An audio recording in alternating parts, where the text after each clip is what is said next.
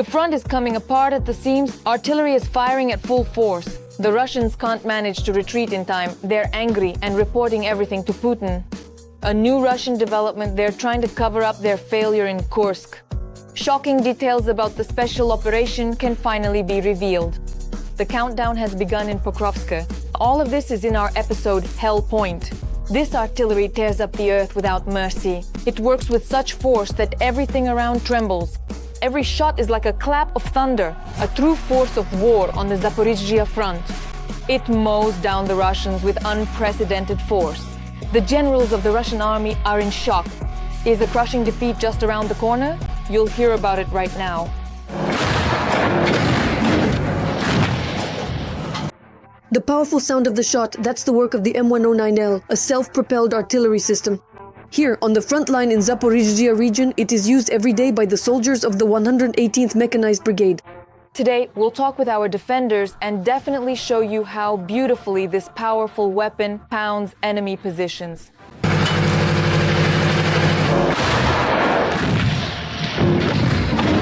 Preparation for a single shot takes no more than a minute. Everything is coordinated down to the second. Up to the first shot. The time loss is about 40 seconds, maybe a minute. A command is given, I receive it. I say, to battle. The cannon rolls out. Everyone takes their positions, they bring in the shells and the powder. We receive the coordinates and get to work. Everything is precise, from the coordinates to the hit. The artillerymen strike both enemy equipment and infantry. This includes mortars, enemy FPV, drone operators and infantry. We hit them and we also target equipment. There are different types of shells. There are fragmentation shells and, for example, cluster munitions. They cover a large area at once. We use both types. For most of them, this is not just a job, it's a calling. What do you like most about this work? I like the process itself. The shot itself, how it happens, how you prepare for it, how it hits the targets. In this war, they are like one family and each of them knows exactly why they hold a weapon in their hands. This is our country and we have to defend it. We've all been like a family here for a long time now. We all know everything very well and help each other out. We are doing one job that brings us closer to victory. On the shot. Daria Likudit, Yuri Lozenko, Ilona Koval, Army TV, Dlia. We are Ukraine, Marathon, United News. Urgent. Russia has started resorting to deadly tactics, loading drones with anti-tank mines. The Russians have lost their minds, but they've decided to go all the way. In response to this metal, the latest Ukrainian developments are entering the airspace. The mongooses are simply relentless. The mega-powerful weapon of the armed forces of Ukraine is already in action. It manages to repel attacks and strike the occupiers painfully, even on their own territory. The unvarnished realities of drone warfare coming up in the report. Shaheds with anti-tank mines. Yes, the Russian Federation has upgraded these strike UAVs by equipping them with cassettes containing PTM-3 anti-tank mines. It was exactly these drones that struck several regions of Ukraine on August 4th. This was reported by Ukrainian radio technology specialist Serhiy Flash Bezkresnov on his social media. Unfortunately, we have a new problem. Today, in several regions at once, Shaheds were detected carrying 2 cassettes with PTM-3 anti-tank mines under their wings. This mine is equipped with a magnetic detonator and reacts to vehicles nearby. For now, the enemy's intention remains unclear. What do they want to mine and why? Maybe these are terrorist attacks on public roads, or perhaps an attempt to target our agriculture. Similarly, PTM-3 anti-tank mines, weighing 5 kilograms and capable of penetrating 60mm armor, have started to be mounted on Russian loitering munitions like the Lancet. The use of PTM-3 solves several problems at once. First, it reduces the cost and simplifies production. The mine is integrated into the drone without complex custom assembly. Second, it increases the reliability of striking the target. The ready-made munition is specifically designed to combat armored vehicles. Third, it eliminates production risks. A serially produced engineering munition is easier to mass produce. The occupying army wants to solve its shortage of Kaliber-type missiles with jet-powered Shaheds. The main focus is on mass production and simplicity of UAV manufacturing. Small design additions, such as the installation of anti-tank mines, make these UAVs quite dangerous. The main principle is a large number of aerial targets and the combination of attacks due to the fact that now a jet-powered Shahed will appear, which, in essence, will be able to replace the tasks that cruise missiles used to handle. That is, these are higher speeds, a different interception principle, and a different detection principle. In turn, Ukrainian engineers have invented another effective way to shoot down Russian Shaheds, a drone interceptor called Mongoose. This anti-aircraft drone is jet-powered and not a kamikaze, but is reusable. A speed of up to 320 kilometers per hour, with a maximum flight altitude of 5,000 meters. The operational range is 12 kilometers. The Mongoose is a highly advanced and reusable drone equipped with a powerful jet engine and a sophisticated automatic guidance system allowing for precise navigation and operation. According to the developer's concept, it will approach the Shaheds, fire a buckshot charge at the engine or propeller of the enemy drone, and then either continue its mission or return for refueling and reloading. The first squadron of these drones has already been created. Currently, the Mangusts are being actively delivered to anti-aircraft missile brigades. In addition to domestic developments, Ukraine has also successfully localized the production of German reconnaissance UAVs of the Vector type, which are being effectively used on the front lines. The military explains that the main advantage of these drones is their optics. You switch to thermal mode, and if the sun is already high enough above the horizon, it heats up the gun shield, well, the barrel. So you can tell the difference. This is a very, very big advantage that it's combined. If you need it, you switch. If you don't, you switch back. We switch to the camera, see that this warm spot, it's a cat. From 800 meters, you can tell it's a cat. You can even see what color it is. It's not just about defense and reconnaissance. Ukrainian drones are also delivering serious strikes deep into the enemy's rear. Moreover, domestic UAVs stand out not by quantity, but by quality. One of the latest strikes on Russia was at the Novokuybishevsk oil refinery. After the attack by Ukrainian drones, it stopped operating, and the Ryazan oil refinery cut its productivity in half. Unbelievable. Our strikes deep in the rear of the Russian Federation. Drones that force Russia to activate the carpet mode and close its airspace are having an impact on Russia's economy and the capabilities of the Russian Federation. So from our considered point of view, we absolutely need to actively and substantially strengthen our overall capabilities when it comes to developing and deploying strike drones. This involves creating not just advanced drones that can effectively bypass sophisticated electronic warfare systems and remain incredibly insignificant for even the most vigilant air defense systems, but also at the very same time, these drones must be capable of carrying a sufficiently large and impactful payload. Thanks to developments in the field of UAVs, Ukraine has been able to successfully hold back the aggressor and deliver effective strikes. In turn, Russia is also developing this sector quite successfully. Unique details of the Kursk operation have finally been revealed. For a year, Ukrainian forces have kept the enemy in a stranglehold on its own territory. Putin is still lying as much as he can and hiding the losses. Insider information straight from the Russian army and footage the world has never seen before. The struggle continues. What does it look like now? We'll tell and show you in just a moment. This story began when the enemy was actively advancing in Donetsk region, storming Vovchansk, approaching Kurakov, and was already near Toretsk. It seemed that the Ukrainian military was completely exhausted and there was no way to hold the defense. In this particular and rather challenging situation, it became absolutely necessary to act in a highly unconventional manner and to undertake some truly unexpected and decisive step. This was crucial in order to deliver a powerful and strategic blow that would effectively disrupt and completely dismantle all of their carefully laid plans and strategic objectives. That is precisely why, at the outset, it was meticulously planned as a deep and penetrating raid, designed to go far behind enemy lines and strike at their vulnerable core. As it will later become clear, the plan emerged at the beginning of summer. They began to implement it in August. In the first days, we couldn't understand what was happening in Russia. Planes were flying directly overhead, specifically powerful fighter jets. These unexpected reports are coming from the Kursk region, brought by Russian telegram channels. Apparently, 300 fighters and 30 vehicles with painted triangles entered the territory. The vehicle is standing still. The house is destroyed. On the second day of the Kursk operation, Russian dictator Putin convenes the National Security Council to declare it a provocation. The Ukrainian authorities refrain from commenting, but by the third day, Russian telegram channels are already shouting about a breakthrough 15 kilometers deep. the internet explodes with memes, the main theme of which is Kursk has left Russia. On the fourth day, a Russian column first moves out to repel the Ukrainian offensive and then goes up in flames.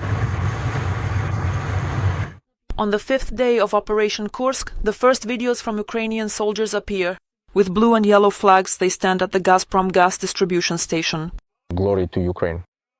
Glory to the heroes. Seventh day. The Ukrainian side demands a humanitarian plan for residents of the controlled territories. Are they treating you well? No, you won't be able to take us. Our legs hurt. The locals respond to the soldiers in Ukrainian. Glory to Ukraine. Glory. On the eighth day, 28 villages and more than 1,000 square kilometers of territory are under control. Why did we succeed? Because we didn't act by the book. We didn't take the roads we knew. We just drove straight through the fields.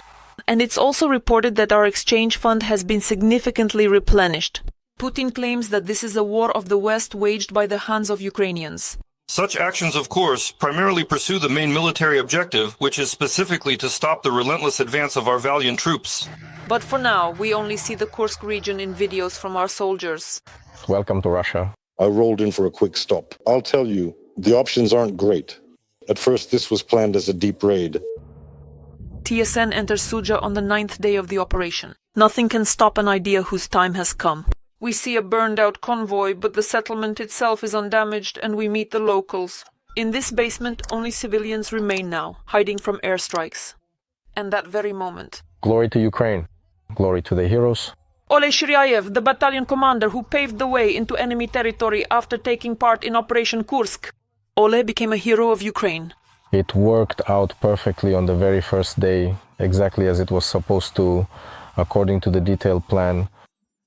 Ukrainians see captured Kadyrovites, contract soldiers, career officers on their screens, but most of all, young conscripts. I personally think that conscripts are not really needed here at all.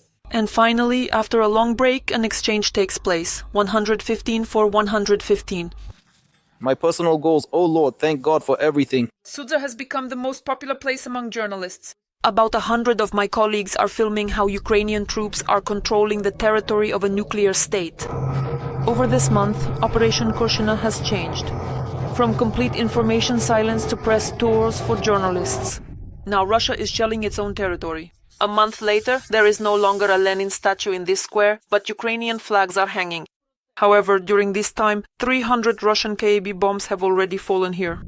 Instead of the Soviet leader, there is a flag that says "Freedom to the defenders of Azovstal." But just a week after this footage was shot, on September 12th, Russia launches a counter-offensive. Ukrainian forces take up defensive positions, and for the next 6 months, while they control this territory, a difficult battle ensues, because it is here that the Russians will use fiber-optic drones for the first time. By October, it becomes clear that Russia cannot cope on its own. This was the first time Russia used troops from another country on its own territory. Kursk region becomes a testing ground for North Korean military personnel. They are technical, well-trained, and not willing to surrender. According to the information, they have been here on this front for quite some time. The first one is captured alive only in January 2025. Russia tried to claim that they were Tuvans. A Russian-style military ID and the same kind of dog tag. Do you speak English? No. There have been cases where they harmed themselves just to avoid being taken prisoner. In 2025, the war in the Kursk region is especially difficult. The Russians are constantly trying to cut off logistics for the Ukrainian military. During Russia's counter-offensive, the Sumy region suffers greatly from airstrikes, missiles and drones. In March, Russian troops will get behind our lines. To do this, they will use an underground pipe and manage to slip through. On April 26th, a report will be made to Putin. Supposedly, the Kursk region has been liberated, but Ukrainian forces claim they still control part of the territory. You have approximately about 50 square kilometers of land within the vast territory of the Russian Federation, which is a significant area. Currently, the battle for Sumy and Kursk regions continues. Natalia Nahorna, Ihor Sirye, Pavlo Borisko, Victoria Pizmena, TSN, 1+1, Marathon, United News. Every voice matters. Join our community, support independent journalism and help us bring you the truth from Ukraine. Become a member of Ukraine Today. Join us now. Pokrovsk is under a massive assault. The enemy is advancing from several directions, bombarding positions with glide bombs and drones. The pressure is mounting. The situation is on the edge. Russian commanders dream of a pincer movement aiming to trap our forces in a siege. Ukrainian defenders are sounding the alarm. The threat is creeping ever closer.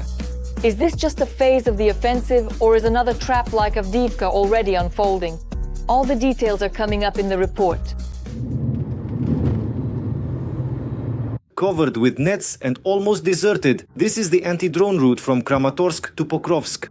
But even such protection doesn't guarantee 100% safety. Nothing on the right. Anyone there? I don't see anyone. A burned out car. Yeah. And right here, in the air, it is indeed. Enemy drones, and on the ground, Russian troops are attacking. The approaches to Pokrovsk are constantly shaking. The paratroopers of the 25th are striking the Russians. Yeah. They basically took cover right here under the tree. And most likely they're going to move along the green line. He's holding them right at the crosshair. Palash, try tossing into the bushes from here, right at the crosshair. Aim more to the left. Yeah, to the left, behind the tree.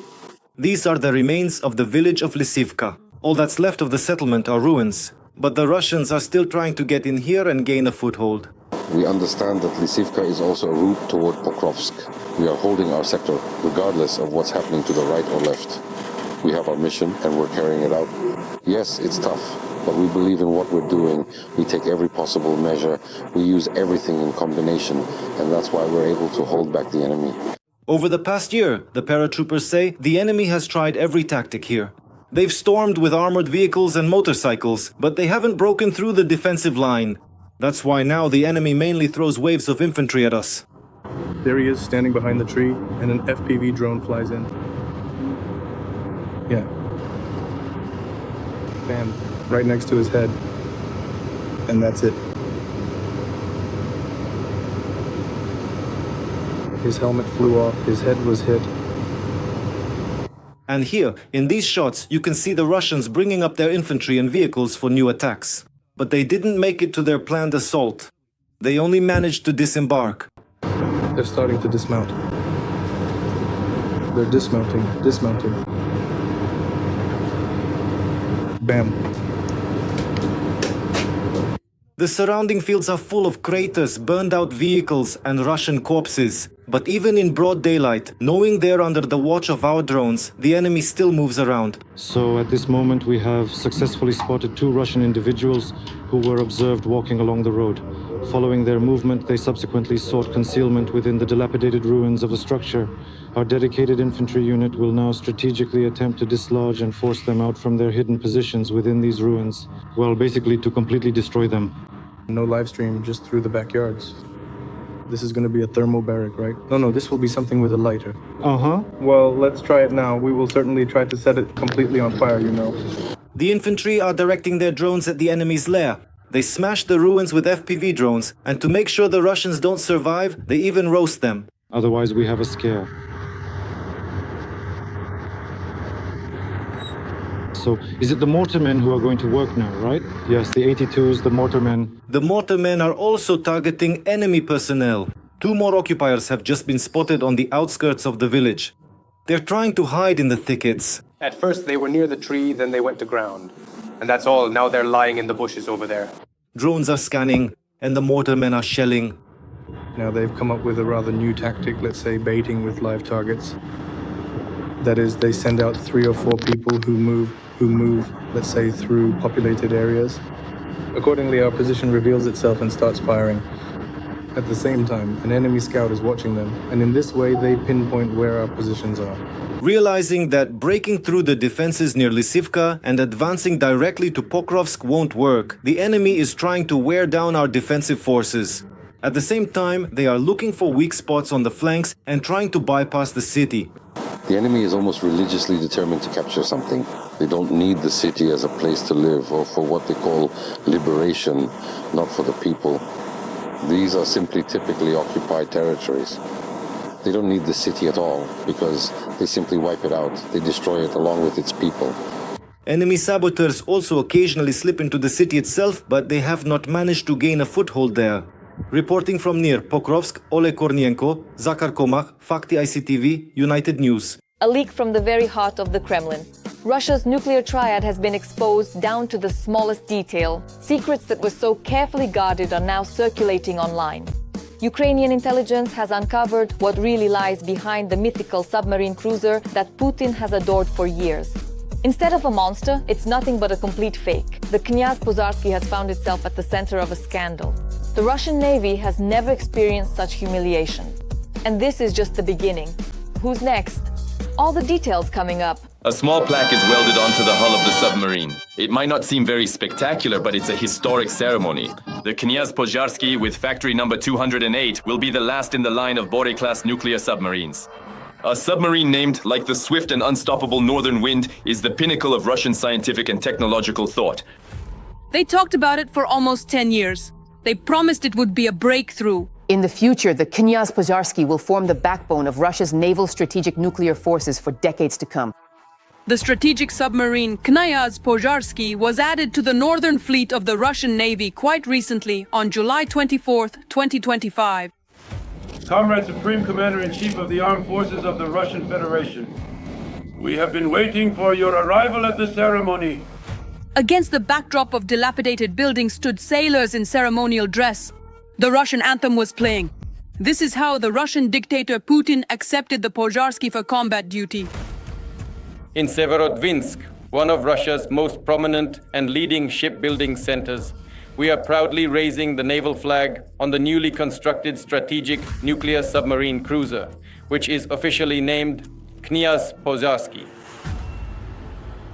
Russia's new nuclear submarine cruiser, Knyaz Pozarsky, has sent shivers down the spines of the French. It's a real monster. There's no escape from it, wrote Russian media. Meanwhile, Ukrainian intelligence was observing the Kremlin's hysteria.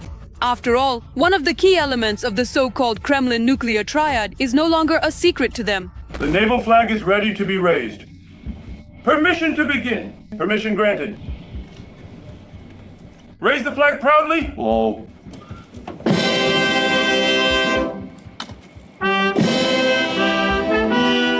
Ukrainian intelligence simply published internal documents about the newest Russian submarine, Knyaz Pozarsky. Intelligence obtained a full list of the submarine crew members by name, including information about their positions, qualifications, and physical fitness levels. During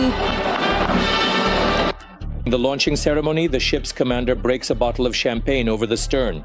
The nuclear-powered submarine Knyaz Pozarsky is the 8th in the series of Prince-class submarines of the 4th generation, Project Bore and Bore A. The exact list of weapons on the submarine cruiser is classified.